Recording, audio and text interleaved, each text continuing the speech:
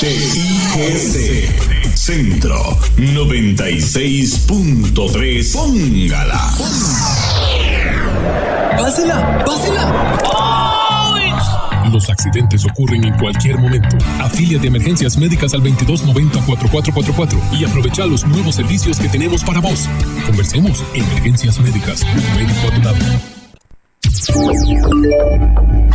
WhatsApp, programa Horizontes, 83 41 41 42. Envíenos sus comentarios, noticias, audios y videos al WhatsApp, programa Horizontes, 83 41 41 42.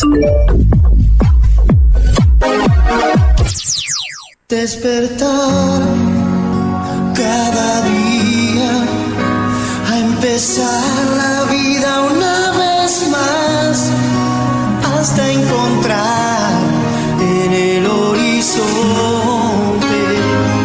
la música.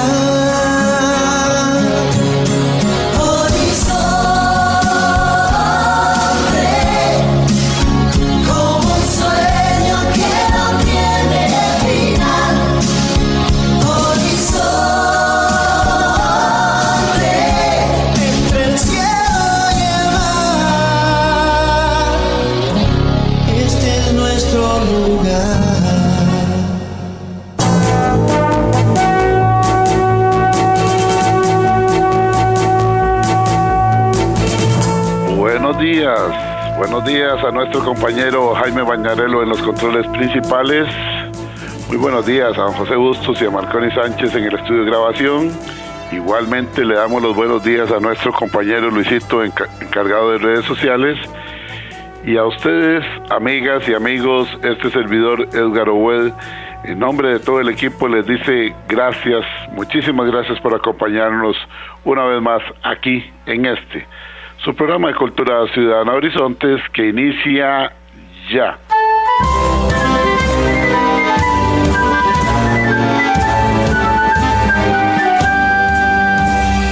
Todos somos Unión Médica, luchando con gran ilusión. Es el gremio que cultiva su ética profesional. Hoy es martes, Día de la Voz Médica, Unión Médica Nacional. Somos el sindicato que vela por los derechos de los cirujanos y médicos de Costa Rica. Escúchelo aquí, en Horizontes, su programa de Cultura Ciudadana. Unión Médica es orgullo nacional.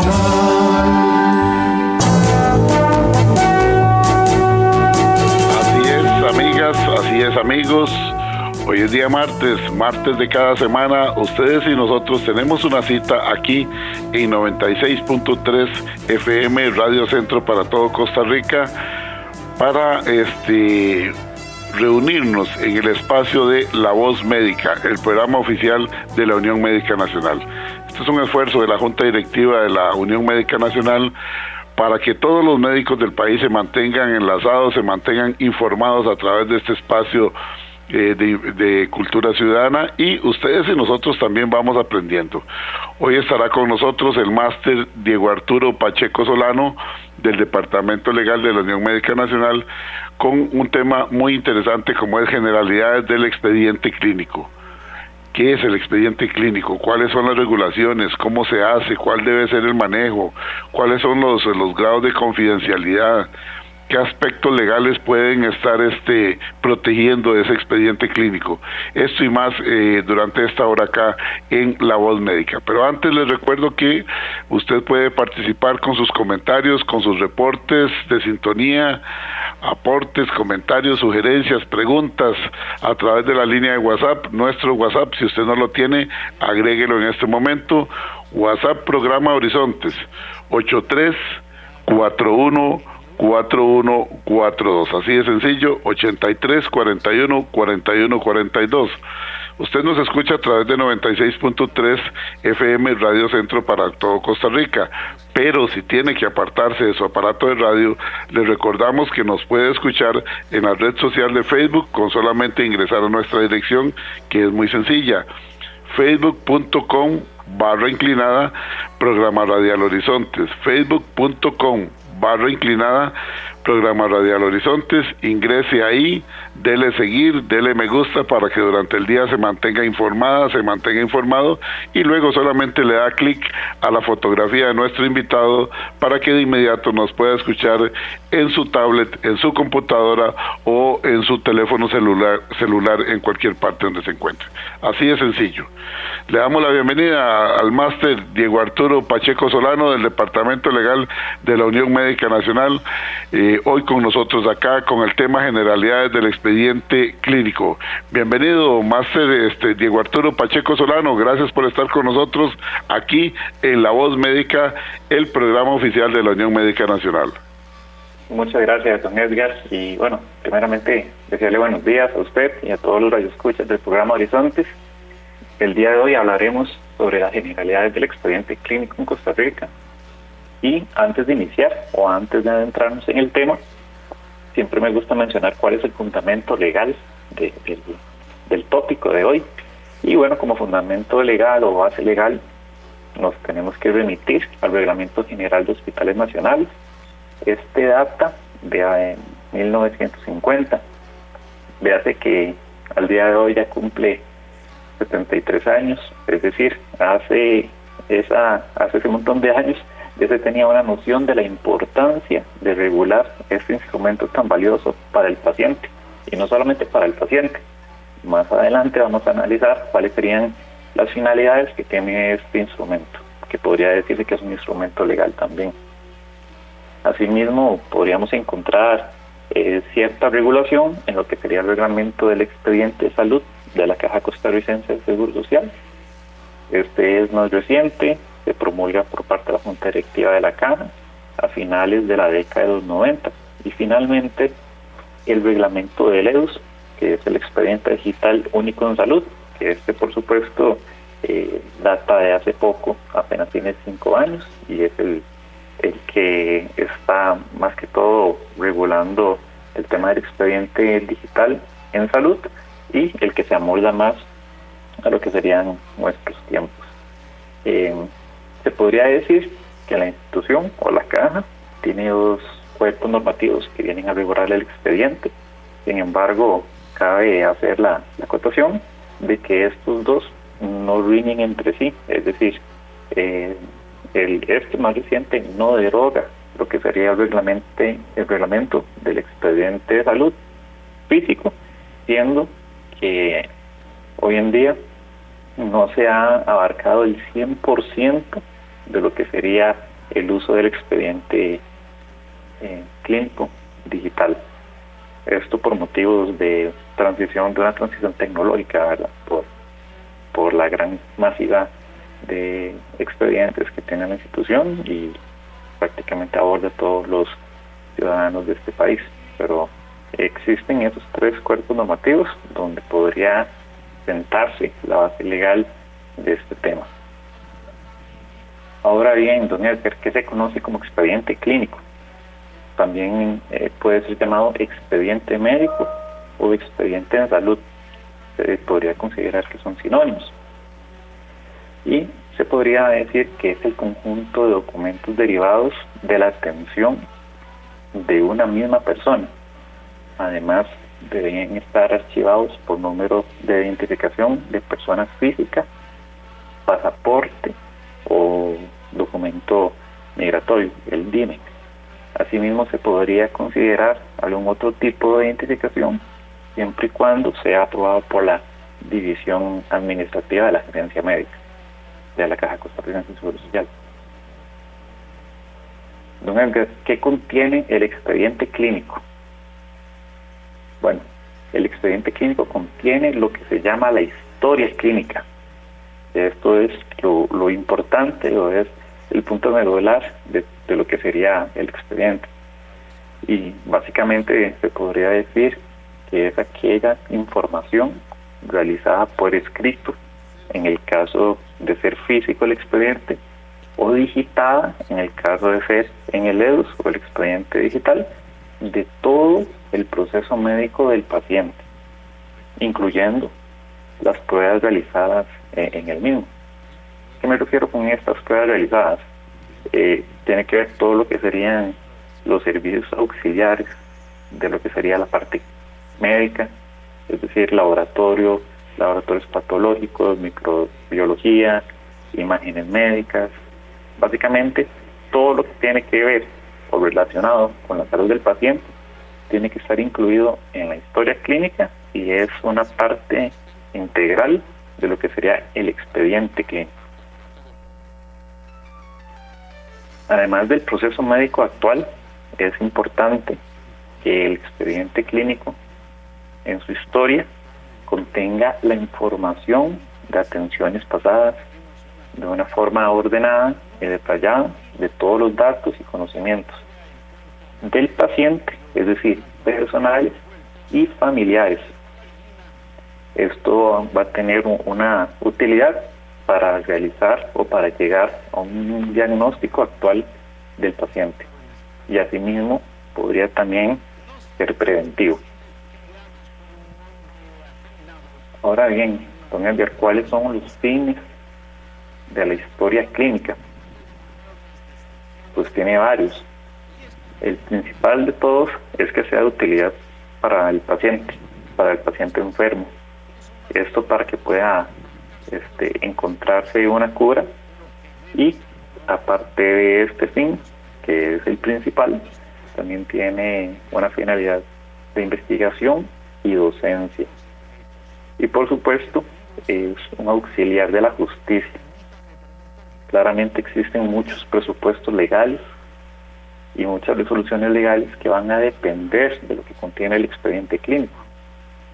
Por ejemplo, el otorgamiento de pensiones por invalidez, declarar estados de invalidez, analizar valoraciones de daño corporal, esto para efectos de indemnizaciones, riesgos de trabajo, para analizar qué porcentaje de daño tiene ese paciente a raíz de un riesgo de trabajo, asimismo para determinar su incapacidad temporal, incapacidad permanente y por supuesto también para verificar si en efecto podría existir un eventual mala praxis médica. Entonces vemos como la normativa, porque estos fines están dentro de la normativa y establecen cuáles serían los únicos fines. No puede existir, son taxativos y son números clausus, ¿verdad? Eso quiere decir que no puede existir un fin adicional a los que les acabo de mencionar. Ahora, Máster, hay una situación que se produce, aquí me lo están recordando, me está escribiendo una persona que me dice que me reserve el nombre de ella, perdón, y me dice lo siguiente: sería importante que aclaren quiénes tienen acceso al expediente clínico.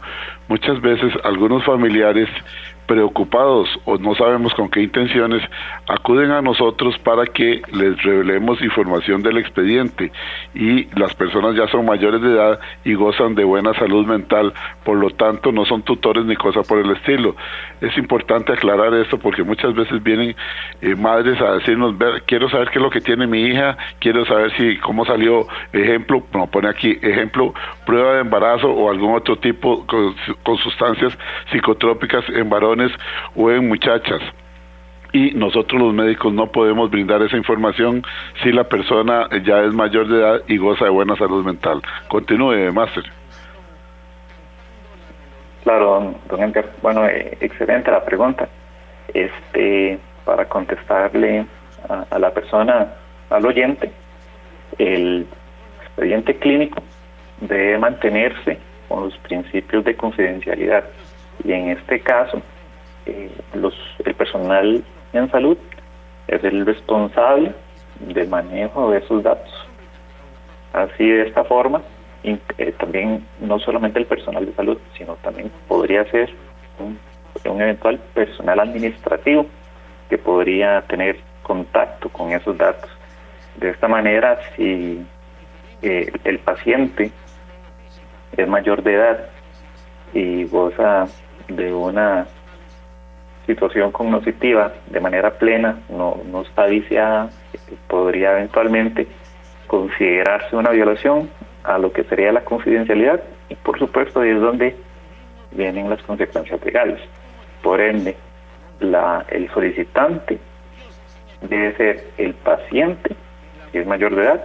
Por supuesto, si es menor de edad, van a ser los padres quienes tengan esa representación, o bien, si no son los padres, un tutor legal, previamente otorgándole el título de tutor legal, y asimismo también puede ser a través de un representante. Ahora bien, don Edgar, el expediente clínico, como ya lo comentamos, tiene datos sensibles. Estos datos sensibles y cualquier otro dato que ya sabemos que tiene esos tres fines, y los principales para diagnosticar o para mantener un estado de salud idóneo al paciente, se puede decir que tienen que estar cobijados por una integridad de datos. Es decir, no pueden ser modificados, no pueden ser alterados, a menos que responda a un proceso de atención en salud o trámite administrativo, siempre y cuando esté relacionado directamente con el paciente en ese momento. De lo contrario, podrían haber sanciones penales y sanciones de tipo disciplinario para el caso de los trabajadores, asimismo también desde el punto de vista gremial. Con respecto a la confidencialidad, ¿verdad? Ya comentamos que el expediente contiene datos clínicos y datos personales del paciente que se consideran sensibles. ¿Qué son datos sensibles? Bueno, son todos aquellos relacionados con la información del paciente, sus familiares, su origen étnico, su origen religioso, preferencias sexuales, por ejemplo, o algún tipo de patología que contenga, y que no pueden, por supuesto, no pueden ser divulgados. Esto significa que sin autorización del paciente, ojo, esa autorización por escrito, no verbal, podría generar consecuencias a quienes lo puedan incumplir. Esas consecuencias podrían verse como penas privativas de libertad, es decir, desde la jurisdicción penal. Podrían también desde esa misma jurisdicción imponerse multas de inhabilitación, inclusive inhabilitación de cargos públicos. Además, podría haberse comprometido lo que es el secreto profesional y tener consecuencias en el colegio. Otro tipo de consecuencias serían las laborales desde el punto de vista disciplinario. Bueno, a nivel de Caja Costarricense de Seguro Social, en el reglamento interior de trabajo se establecen lo que son las sanciones en los procedimientos administrativos, que en una ocasión ya lo habíamos conversado en este programa, y bueno, pueden ir desde alguna falta leve hasta una falta muy grave, y la normativa establece por sí sola, o más bien le da el carácter al incumplimiento de la confidencialidad, le da el carácter de falta grave. ¿Qué se traduce en esto, don Edgar? Que podrían eventualmente y considerarse la magnitud del impacto de lo que fue estos datos divulgados, podría considerarse incluso recomendar un despido en responsabilidad patronal. Entonces vemos lo que es un tema o es un asunto grave, ¿verdad? Siempre hay que procurar de cobijarse con la confidencialidad y no expresar o no divulgar a terceras personas, o incluso no a terceras personas, o incluso a compañeros del trabajo que no tienen una relación con la atención de ese paciente, que también podría verse ahí comprometido, porque no es solamente a terceras personas, sino también a otros funcionarios de la institución. Hay una consulta que nos llega en este momento y nos dicen que, y es válida la pregunta, porque existirán, no sé, diferentes motivaciones para que el familiar muchas veces quiera estar presente cuando se va a hablar de aspectos confidenciales de la consulta médica. Es frecuente que algunos familiares solicitan amablemente, mire, yo quiero acompañar a mi esposo o a mi hijo o a mi hija o a mi pareja durante la consulta. Ese puede ser un punto, aunque se va a hablar del expediente médico. Otro puede ser donde no se solicita amablemente, sino que se pretende imponer, yo tengo que estar presente cuando a mi hija o a mi hijo o a mi esposo se le lea el expediente. Eso quiero que lo aclaremos. Igualmente, si la persona, el paciente, que sería el otro caso, en uso completo de sus facultades, solicita, quiero ser acompañado por mi esposa o por mi pareja, por mi madre o por mi padre o por mi hermano o por cualquier persona que ella elija, puede ser acompañado. Yo creo que son varios puntos de vista que es importante aclararlo. Y hago esta aclaración porque, bueno, ya hoy día las personas hemos aprendido a convivir con enfermedades que en algún momento nos asustaron tanto como el SIDA, y entonces algunas personas tenían temor de que se supiera que tenían algún padecimiento relacionado con el SIDA. En otros casos habrán otras enfermedades de tipo contagioso por una enfermedad venérea o por algún otro tipo de situación, y lo vimos con el mismo COVID, que había gente que fue discriminada porque alguien filtró la información de que tenía COVID. En fin, aclárenos este asunto. Si el paciente está en su derecho, si goza de buena salud, de solicitarle al profesional en medicina, a la doctora o al doctor, quiero ser acompañado por quien él elija. Y también si el médico podría decirle, no, usted está en su derecho también de decir que quiere entrar solo o entrar sola. Coméntenos, por favor. Claro, don Edgar. Bueno, muchas gracias por la pregunta. Viene a aclarar un panorama, lo que serían estas incógnitas que surgen de la población o del personal de salud. La consulta médica se traduce en un acto médico. En sí, el acto médico también está cobijado por la confidencialidad y la intimidad, no solamente para el paciente, sino también para el profesional que los está atendiendo. En este caso, digamos, si es una persona que goza plenamente de sus capacidades mentales y esa persona desea que sea acompañado en consulta, perfectamente lo puedes expresar al profesional y el profesional podría eventualmente aceptarlo o negarlo. ¿Por qué se podría negar?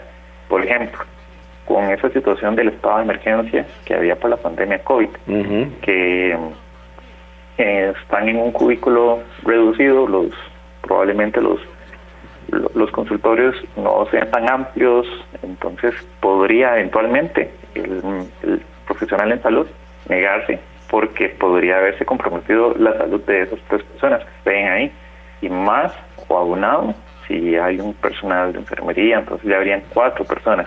Entonces, bajo esa tesis sí podría negarse, y me parece que inclusive en el estado de emergencia hubo una directriz y solamente entraba el paciente, a menos de que no se pudiese valer por sí mismo. Ejemplo, está el caso de un adulto mayor que tiene sus capacidades mentales plenas, pero no puede valerse por sí mismo en un sentido físico. Correcto. Entonces ahí sí va a requerir una ayuda por parte de un familiar.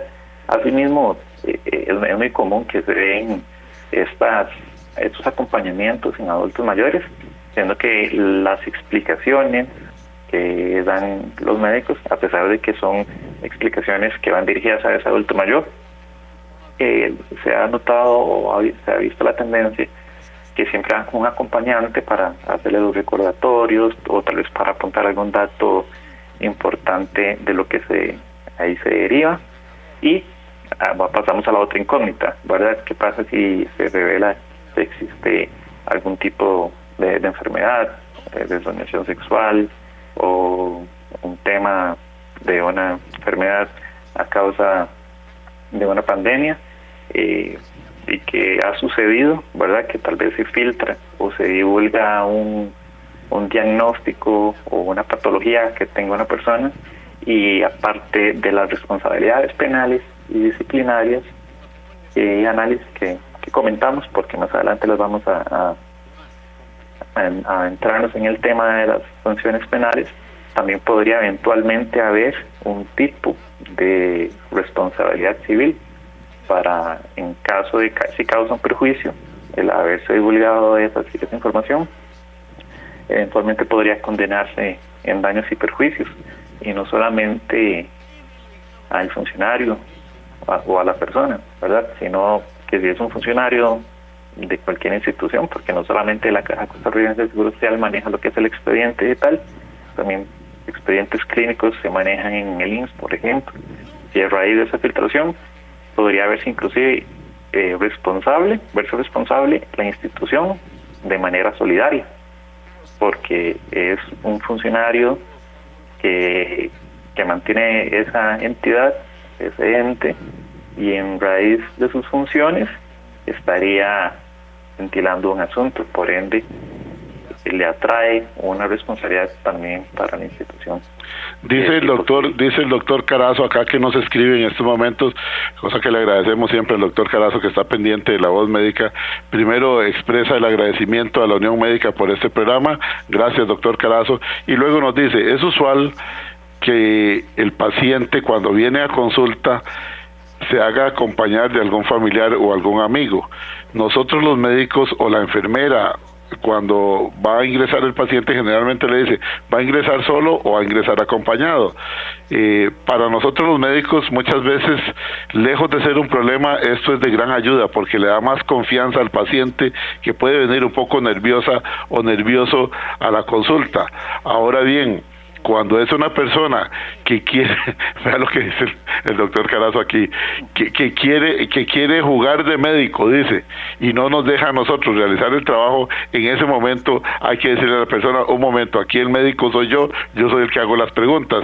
Tuve el caso recientemente, dice, de un hermano que no dejaba hablar a su otro hermano, y entonces parecía que el paciente era el acompañante.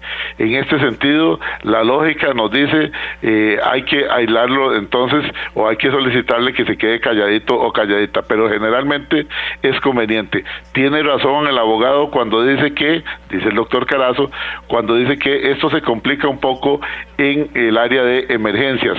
Si es un adulto mayor, perfecto, pero cuando llega una persona herida o algo así, el acompañante lo que hace es entorpecer nuestro trabajo. Sigan adelante, los felicito.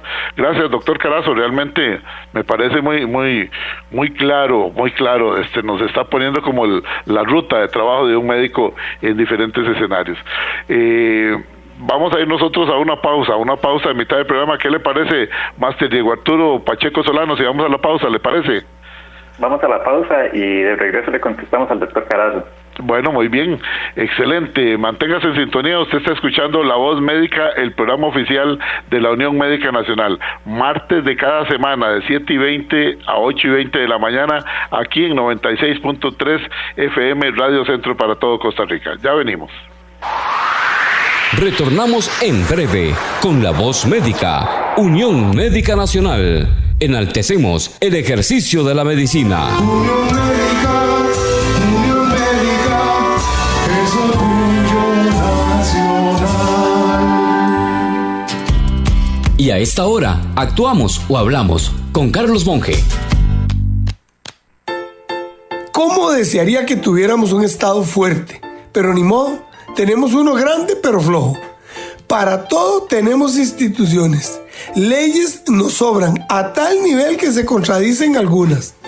Veo que el ciudadano lo percibe, porque por ejemplo un conductor que en Costa Rica conduce respetando leyes por todo lado, cuando lo hace en Estados Unidos es de lo más cuidadoso. ¿Será que lo reprime el temor ante la firmeza en la aplicación de la ley allá? Ya está dicho y claro, aquí hasta los narcos salen de la cárcel fácilmente.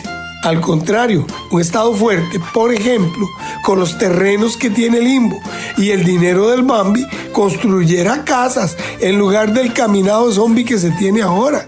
estaría previniendo en serio el abuso que se hace de trabajadores humildes en muchísimas empresas. Ante el vencimiento de las fechas de caducidad de los autobuses, no estaría haciendo permanentes aplazamientos, ni en lo laboral alargaría los famosos debidos procesos que premian a los empleados públicos corruptos, enviándolos de vacaciones por meses y meses con salario. Un Estado fuerte no requiere de muchos impuestos. Con pocos sale adelante, pero los cobra con firmeza. El tamaño del Estado no garantiza nada, pero la fortaleza se puede demostrar indistintamente de ese tamaño. Ante esta, no podría llegar a gobernar nadie alegando mano dura, porque un pueblo que ve a su país caminar bien no desea mano dura, desea justicia y eficiencia. Sabemos que se ha debilitado el Estado porque cuando la gente añora a un tirano es porque el caos ha estado gobernando. Ya no quieren justicia, quieren venganza. Ahora, la novela de Carlos Monge, Ana y el mandadero del Irenes, ya se encuentra disponible en las librerías Lehmann y Librería Francesa en Barrio Escalante. Recuerde que esta novela, así como el libro de cuentos Sueños y Verdades, pueden adquirirlas en versión digital en Amazon o solicitándolo al 7114-0157. Si desea volver a escuchar este mensaje o compartirlo, encuéntrelo como Carlos Monge Consultoría en Spotify y Facebook. Carlos Monge te presentó Actuamos o Hablamos. WhatsApp, programa Horizontes, 83 41 41 42. Envíenos sus comentarios, noticias, audios y videos al WhatsApp, programa Horizontes, 83 41 41 42.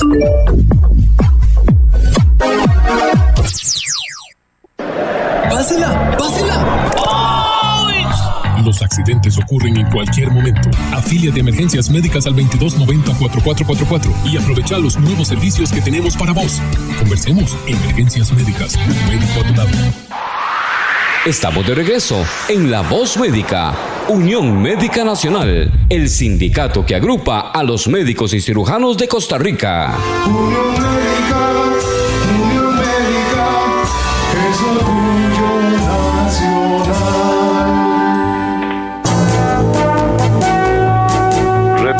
Retornamos a La Voz Médica, el programa oficial de la Unión Médica Nacional, martes de cada semana acá en 96.3 dentro del programa de Cultura Ciudadana Horizontes. Martes de cada semana, 7:20, 8:20 en 96.3. Vamos rápidamente porque el tiempo apremia. Gracias a todos porque estaba hablando ahora en el corte con el máster Diego Arturo Pacheco Solano, que ha interesado mucho, ha despertado mucho interés este asunto de las generalidades del expediente clínico. ¿Cómo se maneja el expediente clínico? ¿Cuáles son las consecuencias si se divulga algo que aparece en el expediente clínico? ¿Quiénes tienen acceso a ese expediente clínico? ¿Cómo se debe? ¿Cuál es la diferencia entre el expediente clínico digital tipo EDUS o el expediente clínico de papel como lo veíamos antes? Todo esto ha despertado mucho interés. Vamos rápidamente con los saludos. Saludamos a los amigos con los reportes de sintonía. Más bien saludamos a los amigos que han reportado sintonía desde el Hospital San Juan de Dios. Dice aquí, atentos a La Voz Médica del San Juan de Dios. El Hospital México, estamos escuchando la disertación de el abogado Pacheco. Los felicito, excelente La Voz Médica. Aquí vemos varios colegas, ¿ok? La Maternidad Caret también. El Hospital de San Carlos, estamos en sintonía. Un día hermosísimo acá. El Hospital de San Carlos, mire usted, de San Carlos Fluc, viajamos directamente hasta el Tony Facio de Limón. Dice, estamos escuchando La Voz Médica. El Escalante Pradilla dice, gracias por este programa La Voz Médica, muy interesante el tema de hoy. Es importante hablar sobre este detalle del expediente clínico que puede, ¿cómo se llama? Puede meternos en aprietos, dice, si no se maneja adecuadamente. Bien, y desde el Hospital Cima también dice, aquí estamos escuchándolos, un grupo de colegas que vamos saliendo para una operación a Hospital de la Caja. Ok, perfecto, muy bien, que Dios los acompañe y que todo les salga bien. Bien, vamos a llegar hasta ahí con los saludos porque el tiempo apremia. Máster Diego Arturo Pacheco Solano, usted le iba a responder al doctor Carazo y va a hacer un comentario. Claro, así es. Bueno, el caso expuesto por el doctor Carazo es necesario, ¿verdad? Si existe un acompañante que más bien está impidiendo de que esa atención sea eficiente, sea integral. Perfectamente el profesional en medicina es la persona o es el funcionario quien lleva la pauta, quien lleva cómo realizar ese abordaje. Entonces perfectamente podría establecer las pautas e indicarle al acompañante que por favor deje hablar, ¿verdad? Deje hablar a la persona que es el consultante. En este caso, ¿verdad? Me imagino que es un asunto en consulta externa o en emergencia más difícil, ¿verdad? Por lo que sería la dinámica. Y asimismo, ¿verdad? Dice el doctor que es ventajoso, ¿verdad? Que tal vez esté una persona adicional, y como recomendación, no solamente el acompañante del paciente, sino también es idóneo que siempre esté un personal en salud, posiblemente un auxiliar de enfermería o una enfermera. Esto para cualquier procedimiento, y casi que obligatorio, ¿verdad? Cuando hayan menores de edad, siempre con el tutor o el padre, o cuando se está haciendo algún procedimiento, por ejemplo un papá Nicolau o demás, que entra la paciente sola, ojalá que siempre esté un personal de enfermería u otro médico si existiese la posibilidad, ¿verdad? Oiga usted, martes Diego Arturo Pacheco Solano, del Departamento Legal de la Unión Médica Nacional. Esto va para usted, máster, igualmente para los médicos y para la administración de los centros hospitalarios. Vean qué grave lo que nos está diciendo un médico acá que nos escribe. El expediente electrónico es una gran ayuda, una súper herramienta para todos nosotros, dice este médico que nos escribe. El problema es que hay muchos médicos que tienen varios accesos, entre comillas, por así decirlo, permisos, entre comillas, que los facultan para poder meterse en cualquier expediente. Esto ha permitido, oigan ustedes, esto ha permitido que cuando un colega está internado o va a una consulta específica, los otros colegas hasta de zonas alejadas se meten al expediente y lo revisan, creando un acceso indebido en el mismo. Hay autoridades que saben de esto y no realizan el debido proceso de sanción al respecto. Es muy delicado esto y por eso quiero hacerlo público. Oigan ustedes también, entonces, aquí una llamada de atención para los profesionales en medicina, que respetemos también los accesos. Los accesos son para lo que se otorgaron para el paciente, para los casos en los cuales tienen que ver como profesionales en medicina, no es para estar viendo la vida privada de sus colegas. Continúe, y me gustaría un comentario al respecto, porque vea que este es otro enfoque, este es el enfoque desde la administración también y la custodia de esos expedientes médicos que pueden estar sencillamente, vamos a decirlo popularmente, están viniendo, como decimos, están recibiendo información que no tienen por qué mantener ellos ahí, y que a lo mejor con qué intención, no sabemos si al final la van a divulgar. Nos gustaría un comentario al respecto. Claro, bueno, lo que sería el EDUS contiene varios tipos de perfiles. Esto va a depender cada rama profesional y cada puesto. Hay perfiles, no todos los perfiles pueden tener acceso irrestricto a lo que serían los expedientes clínicos de los ciudadanos que están incorporados o que mantengan un expediente clínico único. El tema es el siguiente, que hay perfiles que se llaman perfiles consultores, que sí pueden ver de manera irrestricta lo que serían los datos de cualquier paciente.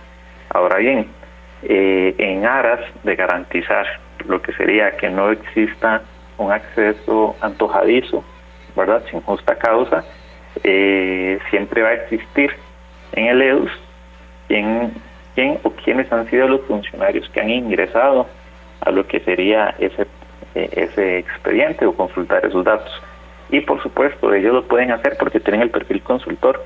Sin embargo, debe ser por una razón justificada, no debe ser antojadiza. Entonces, si se determina que existe un ingreso, aunque no se hayan revelado datos, podría eventualmente constituirse en algún tipo de responsabilidad disciplinaria, y por supuesto, si se agrava y existe algún tipo de divulgación. Pero prácticamente son muy pocos los perfiles consultores, más que todo son como los que administran el EDUS en cada centro de salud. Entonces son muy poquitos los que tienen este perfil, como les digo. Siempre queda un historial de sesión de quién ingresó y debe ser de manera justificada. Las sanciones podrían ser fuertes en caso de que una persona sin justificación alguna, inclusive solamente por estar viendo a ver cuál es el padecimiento que puede tener un colega, esté ingresando al expediente clínico. Lo que corresponde a las sanciones va a quedar a criterio de cada órgano decisor, siendo que la falta grave únicamente está establecida para lo que es la divulgación, pero únicamente para efectos de consulta no establece un tipo de sanción a determinar, por ende ya quedaría a criterio del órgano. ¿Y si hay divulgación de los datos ahí que aparecen? Diego, sí, aquí recordar. Disculpe, si ya hay una divulgación, perfectamente es falta grave. Se podría considerar como falta grave y además de eso, vemos que la falta grave podría acarrear un despido sin responsabilidad. Bueno, hecha la aclaración para que todos tengamos cuidado. Continúe agradeciéndole a don Marco Badilla, colega suyo, abogado, que dice que interesantísimo el programa, lo está escuchando en carretera. Igualmente dice por acá, dice, doctor García, desde San Carlos, reporto sintonía, voy camino a San José, excelente el programa, me agrada mucho, es muy claro. Dice por acá Alejandra Valverde, dice, me gusta mucho el programa, con esto se aprende mucho sobre los derechos de nosotros y las limitaciones de nosotros como asegurados, bueno, como pacientes en general. Continúe, Máster Pacheco. Sí, y ya para finalizar con el tema de la confidencialidad, por supuesto podrían verse las consecuencias gremiales o disciplinarias desde el colegio de donde esté ese funcionario adscrito o agremiado, ya que se podría romper el secreto profesional. Básicamente vemos que en todos los colegios profesionales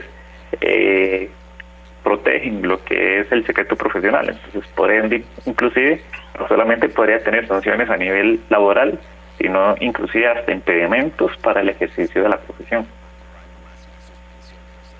Ok, muy bien. Continúe, por favor.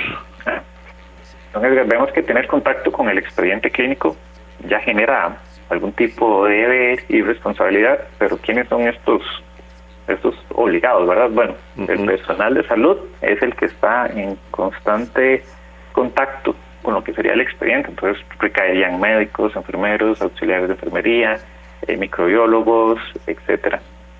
También el personal administrativo. Para el caso de la Caja Costarricense de Seguro Social, estrictamente recae en redes, lo que se traduce en registros médicos, que es un personal administrativo. Básicamente el personal administrativo de redes tiene mucho contacto, pero en el caso de que sean expedientes físicos.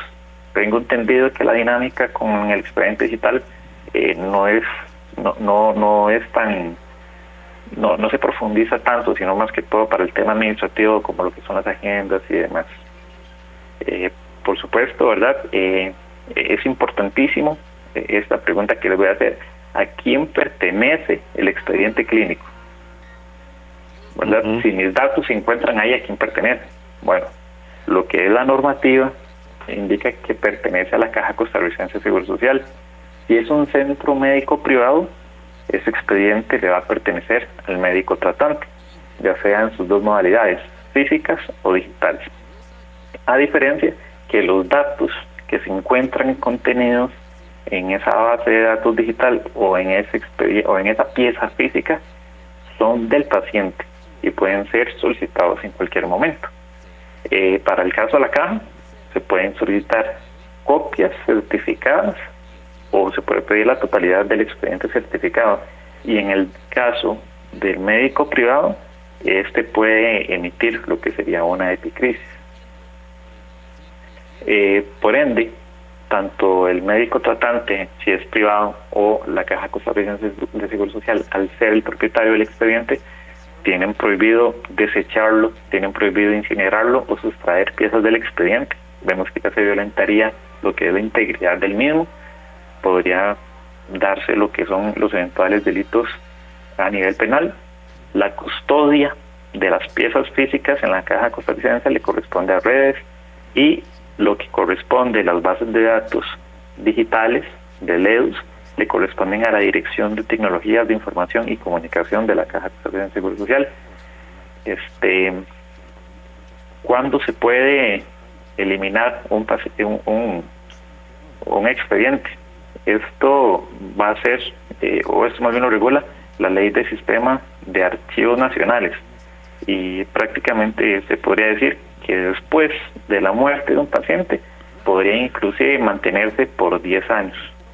Me encontré que en España, inclusive después de la muerte de un paciente, se esperan hasta 15 años para poder desechar ese expediente. Esto por la relevancia jurídica que contiene, ¿verdad?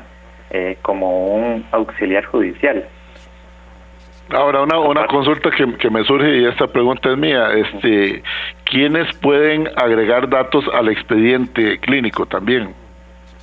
Ok, excelente pregunta, muchas gracias, don Edgar. Las personas que pueden agregar datos al expediente clínico es el personal en salud que está brindando una atención en ese momento. Esos datos van a ser concernientes de la atención que se está dando actual, y también si el paciente ya trae un reporte patológico privado porque prefirió irse a hacer una biopsia a nivel privado por X o Y razón, se puede incorporar al expediente. Y los datos que se van a incorporar deben ser estrictamente con un tema de salud. No puede haber otro documento que sea impertinente para el caso. Puede ser, digamos, entonces, agregados datos por medio del profesional de medicina, obviamente la doctora o el doctor, igualmente el enfermero, igualmente el personal administrativo, pero con temas propiamente de la consulta y lo que esté orientando el profesional de medicina. ¿Es así? Correcto, y el personal administrativo lo puede hacer siempre y cuando esté delegado por cualquier personal de salud. Ok, perfecto. Ajá, entonces, inclusive resultados de laboratorio, de un laboratorio privado, externo. Entonces, simplemente para una mayor agilidad, que ya el paciente que lo quería llevar, entonces, por favor, quiero que me incorpore eso en el expediente, y si es procedente, no hay motivo para negarle esa inclusión. Uh-huh. Dice Gustavo Cartín, no olvidemos que las nuevas tecnologías lo que pretenden es mejorar la calidad de la atención médica con un expediente digital. La regulación establece los estándares y requisitos para la documentación de la atención médica en el expediente clínico, lo que contribuye a una mejor comunicación entre los profesionales de salud, evita errores y asegura la continuidad de la atención en cualquier centro hospitalario, dice el señor Cartín. Continúe. Claro, quiero adicionar a lo que indica el señor Cartín, que en efecto, ¿verdad?, que el medio tecnológico viene a darle esa facilidad de atención en pro de lo que sería el paciente, siendo que si es un expediente físico y ese expediente físico se encuentra en el área de adscripción del paciente, ejemplo que iba en Cartago, y entonces se va a mantener en el área de salud correspondiente. Pero ¿qué pasa si ese paciente va a vacacionar a Guanacaste y sucede un accidente? ¿Cómo hace ese personal para atenderlo sin el expediente? Por eso el EDUS viene a solventar esa situación que puede ser consultada en cualquier parte del país. Entonces vemos cómo esto viene a colaborar de una manera excepcional lo que sería la atención. Ahora bien, si ya analizamos que los datos son del paciente, ¿cómo hace para obtenerlos? Bueno, hay dos formatos, expediente físico o el tecnológico. Eso es muy importante. Sé que el tiempo apremia, pero sí me gustaría comentarlo. Es muy importante, ¿verdad?, que solamente las copias u originales, dependiendo sea el caso, digamos, si es caso físico, del expediente físico, solamente puede expedirlo la dirección médica. Es decir, la dirección médica está facultada para extender piezas totales o parciales. No es el médico tratante. Entonces hay que tener cuidado con eso, porque solamente la dirección médica del centro tiene la facultad para poder realizar este caso de expedición de documentos. Para el caso del EDUS, es mucho más fácil.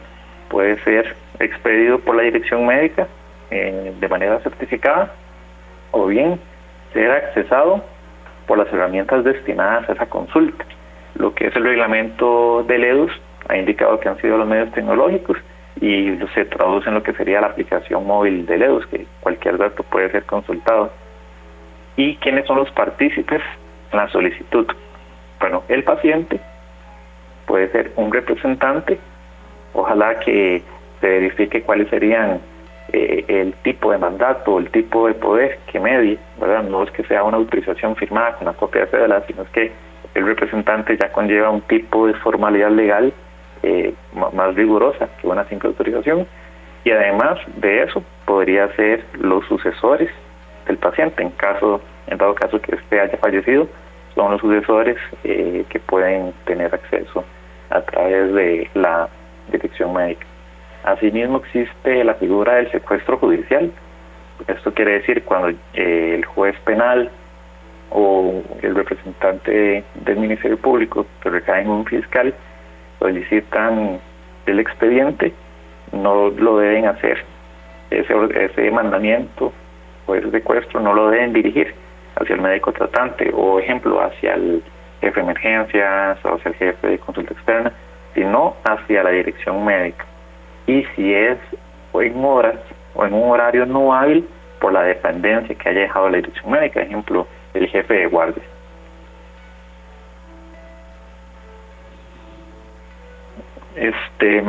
Don Henry, ya para ir finalizando, sé que quedan 2 minutitos. 2 minutos. Les voy a comentar así rápidamente cuáles son los delitos que podría incurrir cualquier funcionario que haya violentado los deberes impuestos con relación al expediente clínico. Podría considerarse la existencia de un sabotaje informático. Bueno, esto solamente es concerniente con el expediente electrónico, el expediente del EDUS, y consiste cuando los expedientes, ¿verdad?, fuesen destruidos, es decir, la base de datos donde esté almacenada sea destruida, sea alterada, sea inutilizada, o bien que estos datos digitados sean también modificados. Inclusive se podría agravar la pena, porque es una pena de 3 a 6 años, y podría agravarse si la conducta de la persona que comete ese delito sobrevenga un peligro colectivo o un daño social. Asimismo, se agrava de 4 a 8 años cuando la persona que destruye esa base de datos sea un empleado o sea un encargado de dar soporte a ese sistema. Entonces eso es muy importante, solamente para el expediente digital. También podría considerarse algún tipo de falsedad ideológica. Eso es cuando se inserten o se hicieran insertar algún documento público declaraciones falsas. Las penas van de 1 hasta 6 años. Asimismo, lo que es la supresión de documentos, ocultación y destrucción, va para el expediente físico. Las penas van igual de 1 a 6 años. Y finalmente la falsedad ideológica en certificados médicos, es decir, el legislador protege el certificado médico como un título, lo protege como un título o un bien jurídico. Muy bien. Y lo protege de esta manera, que el médico que extendiere un certificado falso concerniente a la existencia o inexistencia de algún tipo de enfermedad, algún tipo de patología, va a tener penas privativas de libertad y penas de días multa. Bueno, entonces, don Edgar, básicamente eso sería el temita de hoy. También muchas gracias a los radioescuchas. No, gracias a usted, Máster Diego Arturo Pacheco Solano, del Departamento Legal de la Unión Médica Nacional. Quiero leer muy rápidamente, dicen unos médicos, dice, por favor, lea este mensaje y omita nuestro nombre. Bueno, lo puso la persona que lo puso, es desde el Calderón Guardia, dice, el expediente clínico digital es importante porque mejora la accesibilidad, la eficiencia y la coordinación de la atención médica, facilita el intercambio de la información médica, permite la investigación y la evaluación de la calidad de la atención nuestra, mejora la seguridad y la privacidad de la información del paciente. Por eso hemos insistido en que el EDUS debe ser revisado y fortalecido. Ha tenido grandes fallas y con alguna frecuencia sale del sistema. Este es un mensaje para la administración de la Caja Costarricense de Seguro Social. Deberían de verificar que el EDUS funcione al 100%. Bueno, Está bien, tienen toda la razón. Ojalá que tengamos esos bien fortalecidos. Nos vamos nosotros. Martes de la próxima semana regresa siempre aquí La Voz Médica, el programa oficial de la Unión Médica Nacional, de 7:20 a 8:20 de la mañana en 96.3 Radio Centro para todo Costa Rica. Y este programa estará antes del mediodía en la página oficial de la Unión Médica Nacional y en nuestra página de programa radial Horizontes. Buenos días y hasta pronto. ¡Pásela! Los accidentes ocurren en cualquier momento. Afilia de emergencias médicas al 2290-4444 y aprovecha los nuevos servicios que tenemos para vos. Conversemos. Emergencias médicas. Un médico a tu lado.